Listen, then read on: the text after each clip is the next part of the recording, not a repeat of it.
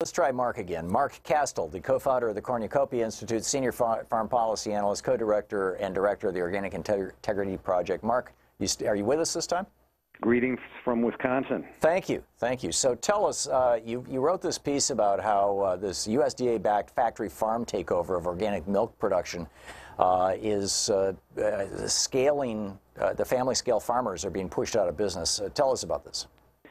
Well, when Congress passed the Organic Foods Production Act of 1990, they envisioned the USDA protecting organic consumers from fraud and organic practitioners, farmers, from illegal and unfair competition. And it really hasn't worked out very well under either Republican or Democratic administrations. They have sided with corporate agribusiness. There's a industrial agricultural takeover of organics. So we estimate about half the milk in this country is coming from giant factory farms, milking as many as 15,000 cows, usually in the desert states in the West. And so we really have two organic labels today. They both share that same USDA logo, but if we're talking about milk and dairy products, one comes from family farmers who carefully steward the earth, who care for their animals. Their cows usually have names, not numbers. They get their hands dirty for a living.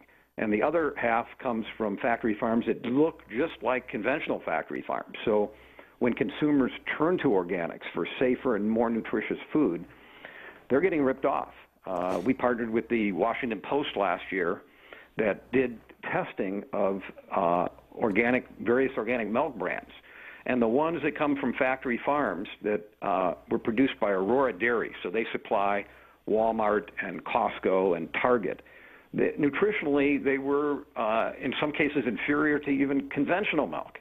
And so consumers know that real organic milk from cows that live happy cow lives out on grass have higher levels of omega-3s and other antioxidants and taste great. And so our report and the scorecard that accompanies it, that's available at cornucopia.org, really empowers consumers and wholesale buyers to supersede the USDA and decide what really is going to be called organic.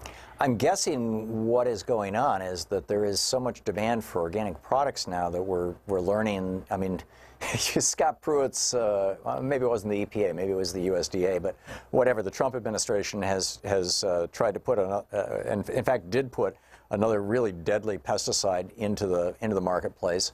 They're not regulating these things.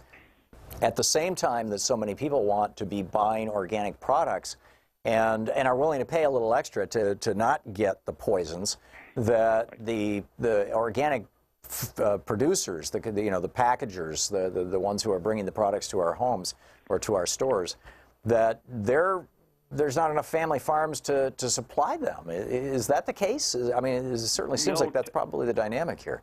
Yeah, Tom, it's actually not the case. We need USDA Secretary Sonny Perdue to actually enforce the law. Right now there's a glut of organic milk. It's forcing family farmers out of business. There's plenty of milk out there. The problem is that these venture capitalists and investment banks have started, these are not, quote, farmers. We even have the Harvard Endowment Fund involved in this. They have invested in these mammoth, what technically we call CAFOs, concentrated animal feeding operations. So they're feedlots that milk cows. Right. And they produced a tidal wave of milk, and they're now drowning these family farmers who have been in business in many cases for decades. And folks are losing their farms.